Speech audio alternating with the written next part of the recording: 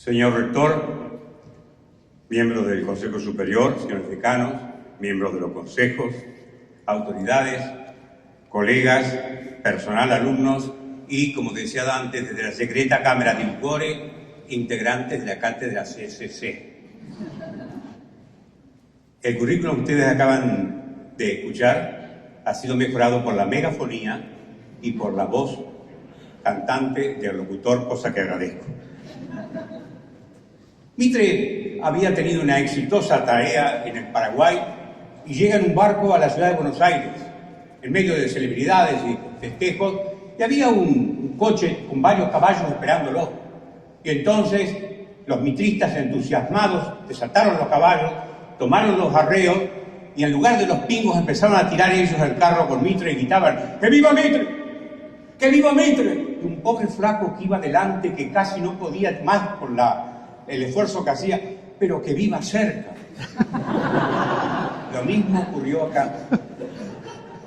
Los entusiastas de la cátedra: ¡que hable Barcia, que hable Barcia! Pero se oyó la voz mesurada, medida, equilibrada, como de mando acostumbrado del rector, que dijo: pero que hable poco.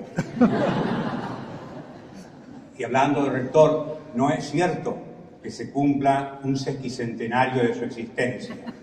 Eso es una difamación. Apenas un tercio de eso es lo que hoy celebramos. Y para lo cual yo pido un aplauso.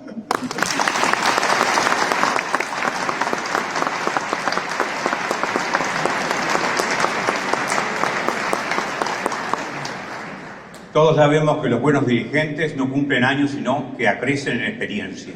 Este es el caso. Como agradezco muchísimo a las autoridades que me hayan permitido dictar esta última clase, esta mini clase, por lo de corto, mal adjetivada de magistral o bien adjetivada si la entendemos debidamente desde el latín. Magistral significa para maestros, y yo me dirijo a un conjunto de maestros jóvenes y no tanto, y en eso está bien. Lo otro es el nombre de un detergente que está saliendo del supermercado. Yo quisiera agradecer esta oportunidad en este momento en que cumplo más de 21 años en esta casa y, como dice Martín Fierro, no hay plazo que no se cumpla ni tiento que no se corte. De modo que en esta última intervención de esta querida casa yo dejo correr una furtiva lágrima pedagógica. No será este mi canto del cisne. Como ustedes saben, es una creencia mitificada, la afirmó Leonardo da Vinci en uno de sus cuadernos, pero la negó Plinio el Viejo en el libro segundo. No, esto no es un canto del cisne. Esto lo que va a ser es el granido del ganso que uno es. Y no digo mal, ni hago un chiste con esto, porque en la Edad Media la palabra ganso era el nombre popular que entre los alumnos tenían el ayo o el profesor, el docente, por dos razones. La primera, que cuando graznaba el titular, toda la pichonada repetía el graznido. Y cuando iban por la calle, adelante iba el titular y lo seguía la secuela de los palmípedos estudiantes. Por eso es que cuando uno dice hablar por boca de ganso, en realidad lo que está diciendo es hablar por boca del docente, con lo cual el docente ha sido un mal docente, porque el docente lo que tiene que lograr no es precisamente que repitan lo propio, sino que expresen, que repitan lo del titular, sino que expresen lo propio. Y expresar significa liberar lo preso. De modo que en esta clase jibarizada, yo sigo insistiendo con esto porque me siento como el Niágara cuando le ponen una represa, todos saben que soy de exposición larga, va a versar sobre el punto de vista y el contexto que tiene en el alumno una fundamental base para el conocimiento. De acuerdo con mi realismo pedagógico, yo creo que el mayor aporte que he hecho a esta facultad en estos años ha sido mi realismo pedagógico aplicado en toda oportunidad, que se diferencia de tanto colega, extramuros por supuesto, los que están afuera, que son esos que en el campo de la pedagogía se dedican a explorar cuevas subterráneas con globos aerostáticos. En nuestra cátedra no, y en esta universidad creo que tampoco. Nos atenemos a la realidad. Pues bien, voy a comenzar con una anécdota de una anécdota aular utilizo el adjetivo versi se impone frente a lo que los ministros dicen de áulico. Los ministros que suelen, de educación sobre todo, que tienen que suelen tener una ignorancia minuciosa, casi exhaustiva del latín, utilizan áulico, que significa concretamente lo palaciego y lo cortesano, contrario de la educación democrática que queremos dar a los muchachos. De modo que pido a los presentes que empiecen a repetir, a hablar en toda comunicación escrita o oral que practiquen, y así se imponen las cosas repitiéndolas. Y para respaldar este realismo pedagógico que digo, quiero tomar un ejemplo del último libro que acabo de publicar, La comprensión lectora. Ustedes saben que estamos hartos de escuchar por informes exteriores, porque no tenemos generalmente informes internos, con lo cual practicamos una suerte de colonialismo informático que es condenable en este país. No tenemos nuestros propios datos. Pues dicen que el 50% de los egresados no entienden lo que leen, pero además no pueden hilvanar una exposición de una idea si es que la tienen por un minuto y con pésima ortografía. Entonces, frente a esta realidad que es dolorosa, hay dos tipos de colegas en el campo de la educación. Están, en primer lugar, los profesores de periódicos, los pedagogos de periódicos, que son los que reiteran el dato pisano, insisten mucho en esto, pero se rasgan las vestiduras, pero no dan ninguna solución concreta al caso. Y están los otros, que están condenados en la Evangelii Gaudium, en el párrafo 96, no lo cito porque ustedes lo conocen de memoria sin duda, han cursado y siguen cursando los textos del Papa, dice que condena el pecado del abriaqueísmo. Yo creo que se dirigió hacia este lado cuando habló, no hacia este lado del salón, a este lado de la geografía. El abriaqueísmo es la capacidad de decir a otro lo que hay que hacer sin hacerlo. Habría que hacer tal cosa, habría que conseguir, y esa gente ni se moja los pies en el agua, para no citar la totalidad del refrán, que es muy grosero y que no corresponde a este nivel. Lo cierto es que aquí somos australinos y no practicamos esto. Por el contrario, frente a esta realidad dolorosa que hace el realismo pedagógico, sigue a Confucio, que la tuvo clara. Digo Confucio, cuando te rodee la oscuridad, no la insultes, prende una vela. Y eso es lo que hicimos. Prendimos una vela con un libro que tiene el apoyo además en un cuaderno para inicial, porque el fuego para calentar siempre por abajo, y para 7 grados de primaria, para comenzar la reforma de esta debilidad que tenemos, en vez de seguir hablando. Inclusive, si usted prende una vela, el de al lado prende otra, y al final se ilumina la realidad, y ayudaríamos al ministro Langura. La anécdota que voy a citar es esta. Ustedes saben que para entrar en calor mental en clase tenemos un mecanismo que es el hacer desarrollar al alumno la interpretación en 3 niveles de máximas muy antiguas, sin decirle que son viejas, porque después cuando usted le dice tiene 4.000 años y se la están aplicando a sí mismo, se da cuenta de la continuidad del humano, el pibe, y atesora esta enseñanza. Y en segundo lugar, refranes criollos para reafirmar en el poliedro, no en la esfera de la globalización, nuestra realidad. Pues bien, en oportunidad veníamos entonces de una experiencia interesante. El año pasado fue esto, con una chica de segunda fila. Estábamos ensayando refranes y le digo, a ver, vamos a trabajar con el refrán: en la barba de los pobres aprenden los peluqueros. Muy nuestro. Tenemos tres niveles. Primero tiene que develar el sentido literal. En segundo lugar, el sentido alusivo, y en tercer lugar, aplicárselo a sí mismo o a una realidad inmediata, con lo cual estamos radicando el refrán. Naturalmente, la piba, cuando le pregunto qué respuesta natural tiene una piba de primer año, no sé.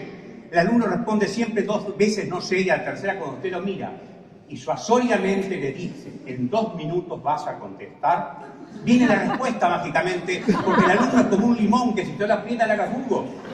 Todas las teorías de consideración no corren acá. Esta es la realidad. Vuelvo a la chica y miren lo que me contesta para el refrán que dice: en la barba de los pobres aprenden los peluqueros. Textualmente, es el caso de los laboratorios de remedios de alto riesgo que ellos aplican a enfermos del tercer mundo sin correr ellos riesgo. Tomad vuestra torta y dadla a Braulio, como dicen los españoles.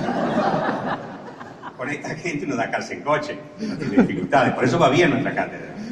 Bien, pero vamos a ver cuál fue la experiencia interesante, que es la segunda prueba que es con un proverbio hitita que la gente que no conoce, no tiene oreo oriental, se lo atribuye a McLuhan porque una vez lo citó. El proverbio hitita dice: el pez no sabe lo que es el agua. Entonces comienzo el sondeo, ubico a uno, ¿cierto? Después de haber hecho la pregunta general, a ver vos, ¿por qué? Y el muchacho me espeta esto. Es como, después de haber analizado los dos sentidos que dije, el pez no sabe lo que es el agua, es como los que nacimos y vivimos en un country. No digo country, digo country. Bien. ¿Por qué le digo? Y porque yo nací en un country, hice la inicial en un country, hice la primaria, la secundaria y estoy en la universidad en un country. No salí del country. A uno se le caen las medias cuando las tiene, frente a una respuesta tan categórica, y por eso no hay que despreciar a los muchachos. Fíjese cómo aplicó al contexto en que vive, y estamos ya en el tema, un proverbio que tiene 4.000 años de antigüedad. Es que nadie sabe lo que es la realidad si no ha salido de ella. Si estás sumido en tu hábitat, no tenés conocimiento de lo que es tu hábitat. Por eso el gaucho no puede escribir para nada su rancho, los aparejos que tiene para su tarea, ni la comida, ni nada. Tiene que venir un extranjero que tiene ojo de contraste y decirle, describir, como los viajeros ingleses, pero el primero fue un jesuita italiano que describió la Pampa, además no los ingleses como nos venden la bibliografía, y describe la realidad. ¿Por qué? Porque tiene ojo de contraste, han visto otras realidades. Ahí usted entiende cómo salir del ambiente en que usted está íncito desde que nace, le permite ver su propia realidad. Por eso la frase repetida por Will Adler, por Mallea, por Marechal, por Borges: cuando conocí París, vi mi país. No es porque hablaban en el verso los muchachos, sino porque se recuerda mejor esta referencia. Tuvo que salir de acá porque el viaje a usted le abre la cabeza, lo habilita porque lo saca de ese contexto, de ese ambiente que es invisible para usted, porque además es gaseoso y envolvente y usted no lo conoce ni lo puede dominar hasta que sale de él. Por eso McLuhan, yo sigo citando a McLuhan porque me parece el más estimulante y disruptivo de todos los pensadores que hemos leído en los últimos tiempos. Todavía tiene vigencia. Dice McLuhan dos frases duras contra el contexto o el ambiente en que usted se desarrolla, crece, vive, ¿cierto?, e ignora que está en él. El primero es: el ambiente es una ideología. Lo dice en el sentido de la cosa congelada que no tiene flexibilidad, ¿no? Todos tenemos ideología, pero la ideología como cosa congelada frente a la realidad que no tiene respuesta, sino que tiene una sola forma de molde que aplica. Y en segundo lugar, dice el canadiense, el ambiente es el mayor lavado de cerebro.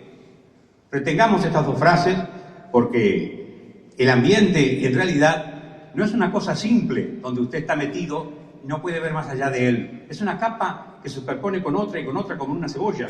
Yo lo compararía mejor, para ser más académico, con un telescopio plegable, donde una cápsula va dentro de la otra y cuando usted le extiende, usted pone el ojo acá, pero está viendo a través de toda esa dimensión que es la familiar, la grupal, la escolar, la social, la cultural, la histórica. Coelho, hay que citar siempre a algún lingüista para que uno parezca informado, hasta 5 o 6 contextos, unos dentro de otros, mechados dentro de otros, componen la realidad de una persona cualquiera.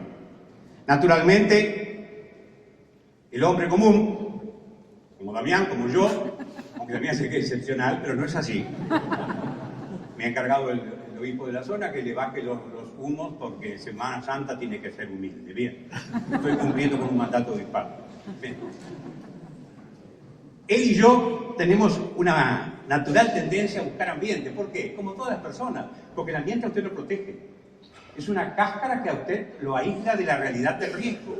Y entonces, inconscientemente, usted busca esa realidad que le da un cierto techo. Porque el hombre, como dice Marcel, disculpe doctora que me introduzca y le pise las verduras de su huerto, dice Gabriel Marcel, el hombre es un ser expósito. En el profundo sentido, no en el profundo idiota que no sabíamos a qué responde la imprenta aquella de la antigüedad argentina. El expósito es el expuesto, es el que no tiene techo, el que no tiene resguardo ninguno frente a las inclemencias del tiempo o a las adversidades de la vida, el que no tiene ambiente. Por eso es que el ambiente es buscado, porque de alguna manera nos protege frente a todas estas realidades. Señor rector, esto tiene un fin. Lo animo con esto para que su paciencia no se altere. Vamos al punto de vista, ya estamos en la mitad de la exposición. Los argentinos dicen, bajo este punto de vista, porque lo ven como un techito, ¿viste? En vez del correcto lingüístico desde este punto de vista. Pero ¿qué revela? Yo creo que revela en última instancia que siente cierta protección al colocarse bajo ese techo. Yo estoy protegido porque estoy mirando de acá como fue un punto de vista que comparte con otros. Entonces corregamos desde este punto de vista, que el punto de vista, como se sabe, es un sitio, es un ángulo, es una toma de posición. El punto de vista no es donde se mira, el punto de vista es donde se ve. Mirar es un hecho físico, es dirigir la vista a una realidad cualquiera. Es como el ver, es dirigir la vista o el oído, en el caso de escuchar, a una realidad cualquiera. Ver es otra cosa que mirar. Mirar es dirigir la vista, ver es comprender lo que se está viendo, lo que está mirando. Por eso dice Ortega, el ojo con que te miro no es ojo porque te mira, es ojo porque te ve. Es decir, porque alcanza la plenitud de la percepción de lo que tiene delante. Y la educación te tiene que enseñar a mirar para ver y a escuchar para oír, o mejor dicho, oír para escuchar, porque estamos en una civilización gradualmente anótica, sin oreja, otos, oído.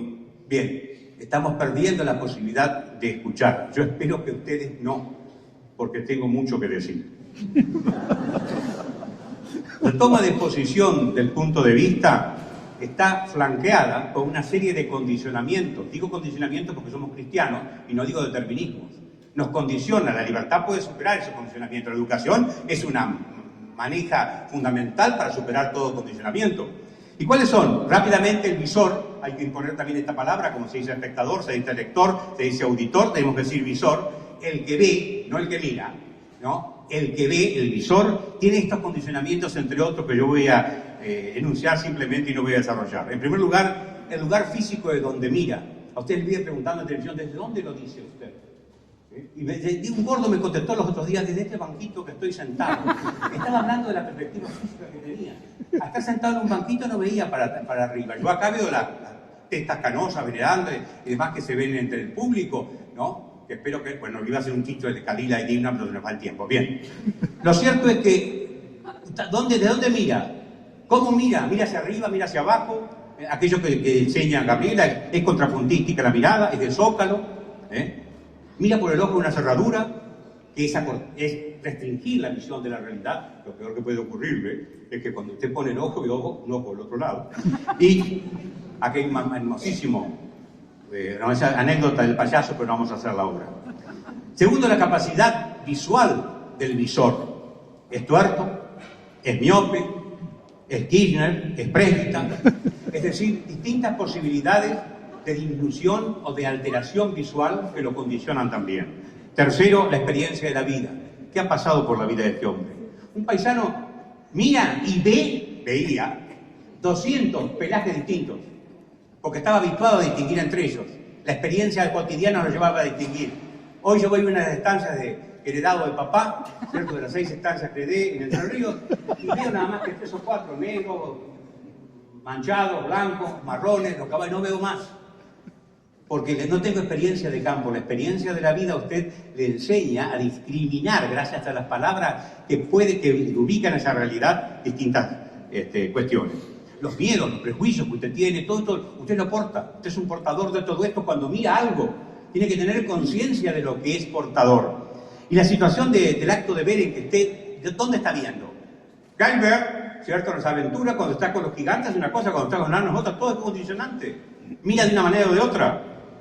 Y naturalmente los intereses profesionales, por ejemplo, hacen que uno condicione lo que ve. En mi pueblo, cuando subió el Papa Francisco, juntamos unos dineros y mandamos, si sorteamos a ver quién iba a ir en nombre del pueblo a verlo al Papa y a saludarlo. Recibe a todo el mundo este hombre. Entonces, salió el sastre García. Y García fue a Roma y vino y todos nos preparamos un asadito. García, ¿cómo es el Papa? El tipo era sastre, García. Y dijo, Ranglan, derecho, tamaño normal. ¿Cuánto economista mira la realidad así? ¿Cuánto político mira la realidad así? Por eso cuando uno repasa las crónicas de la conquista, que son una maravilla, se encuentra cómo el interés condiciona la crónica. Por ejemplo, el jesuita Barzana, uno de los hombres que he propuesto como el patrón de los traductores en el Río de la Plata, que conocía 10 dialectos indígenas en el país, la zona de Paraguay y demás, él que describe si las personas que se encuentran en cada sector son politeístas, pues importa su interés teológico y a su prédica después, ¿cierto? Si son antropófagos, más allá de cuidar su salud, ¿no? Aquello de Solís en el Río de la Plata, ¿recuerdan?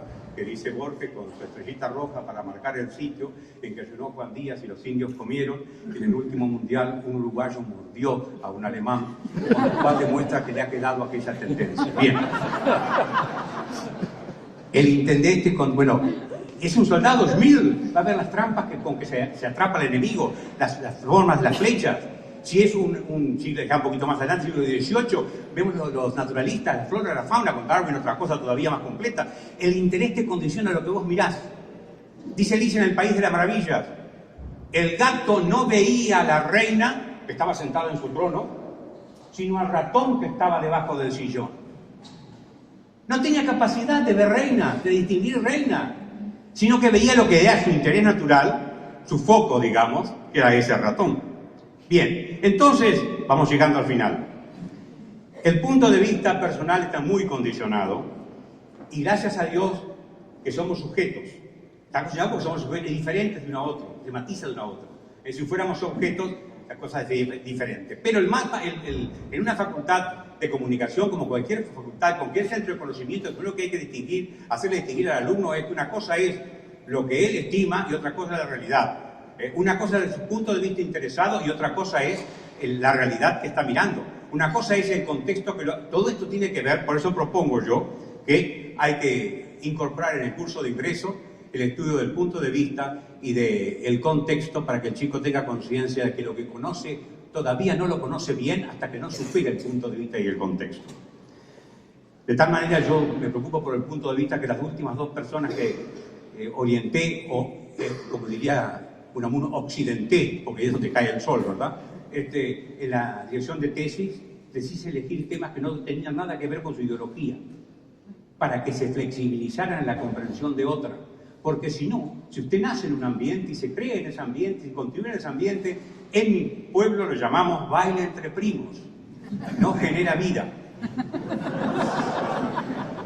Hay dos instrumentos que usted puede utilizar para librarse del medio ambiente, del contexto, y son la educación y el arte. La educación en última instancia es un elemento desambientalista, porque lo lleva a usted a que hace una afirmación, se lo motiva para que se retroceda frente a ella, la mire desde afuera, tenga contacto con otros, discuta y después vea si está acertado o no. Esta desambientación es fundamental de la educación como papel esencial que tiene. Uno comienza a ser dueño de sí mismo cuando se ha desambientado como primer momento. Y el otro instrumento es el arte, que practicamos poco, desarrollamos poco tal vez en nuestra universidad y tendríamos que practicarlo más, porque el arte le pone por delante un cuadro que es la visión que un sujeto creativo notable ha tenido y que no coincide con la suya, y el esfuerzo que usted tiene que hacer para entender ese cuadro, ese diálogo mudo con el cuadro, porque los cuadros son como hablar con el rector, hasta que él no le dirige la palabra usted no puede hablarlo. El cuadro es igual, usted lo mira y hasta que no le empieza a decir algo usted no puede meterse a opinar sobre el cuadro. Lo flexibiliza el arte a uno, por eso que hemos incorporado en nuestra cátedra mucho material artístico. Bien, no digamos del arte, las novelas lo mismo. Usted cursa por distintas novelas, tiene propuestas de óptica diferentes que lo van flexibilizando y lo van habilitando para la vida social integrada, porque le va desarrollando lo que Howard Gardner, entre una de sus muchas inteligencias, llamaba la inteligencia interpersonal, la capacidad de entender a otro, la capacidad empática, la capacidad de escucharlo. Todo esto tiene que ver con una convivencia ciudadana y democrática que si no desarrollamos esto, sacándolo del punto de vista excluyente, sacándolo del ambiente que está sumido, pues, o del contexto, no va a avanzar. Para que no caigamos al ciclismo, quiero advertir algo.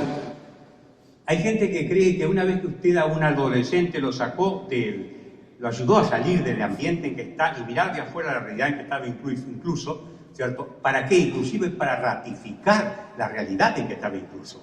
no para excluirla, para que tenga conciencia de esa y se robustezca más en esa si es necesario. Pero la vida no es así, no es una sola vez. La vida yo la definiría como una gran aracné, una araña gigante que le va tejiendo permanentemente con hilos sutiles, le va tejiendo nuevos ambientes. Y usted va entrando en ellos y se va situando, y va habituándose y termina el acostumbramiento. El acostumbramiento que es